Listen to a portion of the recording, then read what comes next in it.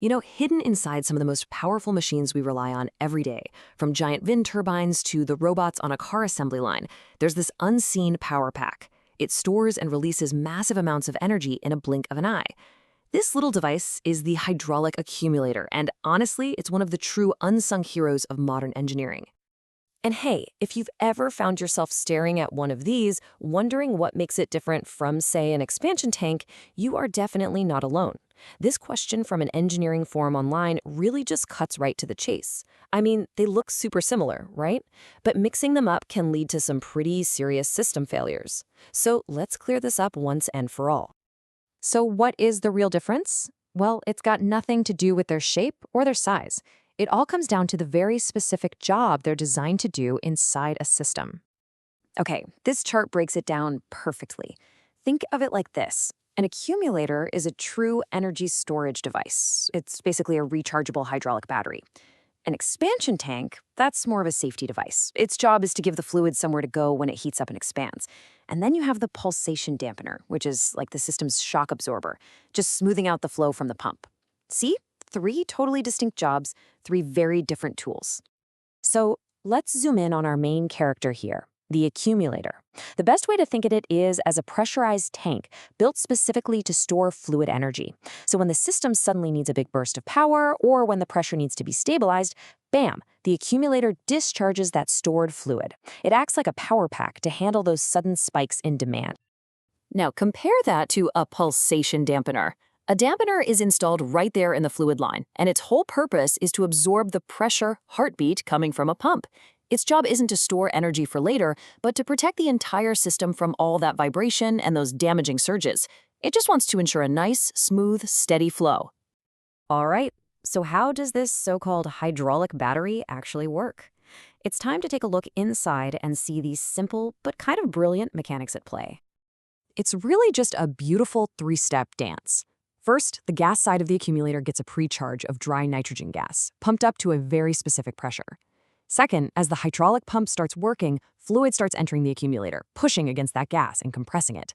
That's the charge cycle. It's kind of like pushing down on a spring. You're storing up all that potential energy. And finally, when the system pressure drops, that compressed nitrogen expands and forcefully pushes all that stored hydraulic fluid back out into the system.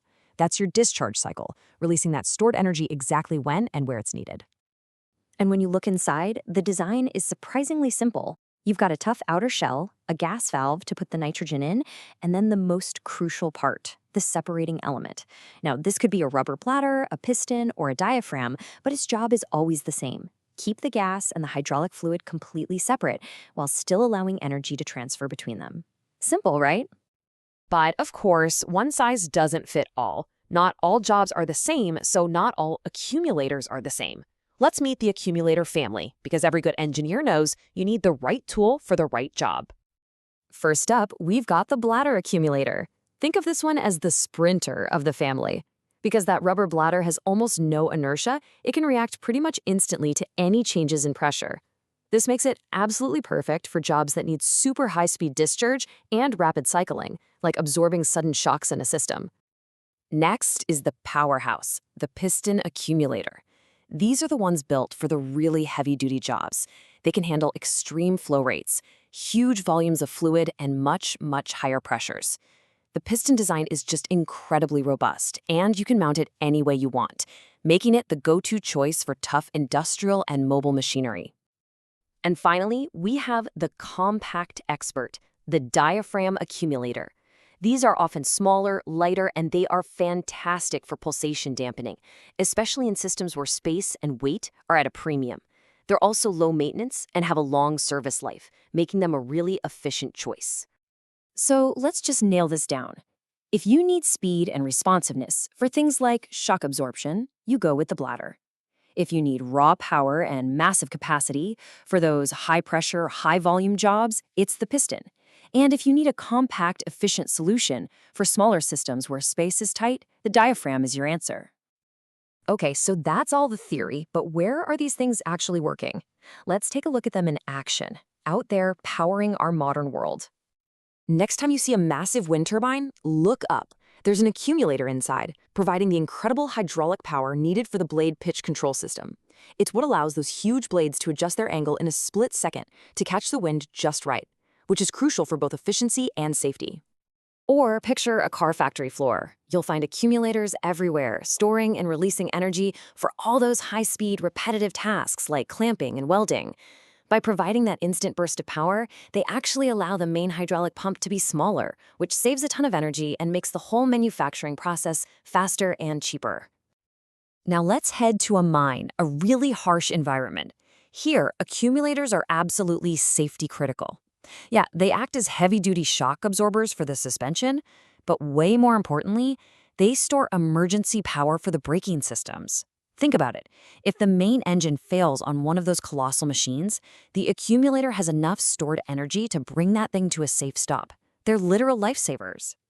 And the list, it just goes on and on. They're giving tractors a smoother ride, powering injection molding machines, maintaining pressure in steel mills. They're even in crash test systems and on giant ships to compensate for the motion of the waves. They are truly, quietly, everywhere. But here's the thing. These workhorses don't last forever. As high-pressure vessels, they are under constant, immense stress. The typical design life for a hydraulic accumulator is about 12 years. After that, for safety's sake, they have to be inspected, recertified, or just plain replaced. And that brings us to a final and absolutely crucial point. Because these devices store such an incredible amount of energy, safety is everything. You have to handle them with care and respect. This warning, which you'll see on the side of accumulators, could not be more serious. Never use compressed shop air, or even worse, pure oxygen to charge one of these. And here's why. When oxygen mixes with even a tiny bit of hydraulic oil under intense pressure, it can diesel, which is a fancy way of saying it can spontaneously explode with unbelievable force. It is an extremely dangerous and potentially fatal mistake to make. So proper maintenance is completely non-negotiable. You always use dry nitrogen gas. You have to charge the gas very slowly. If you do it too fast, the expanding gas gets freezing cold and can make the bladder brittle and cause it to crack. And you have to get the pre-charge pressure exactly right for the job, because too much or too little can cause some really destructive internal damage. And look, this is not a job for your average wrench. Safe maintenance requires specialized charging and testing kits, and they have to be used by trained technicians who really understand the risks and the proper procedures. This is not something you just guess at.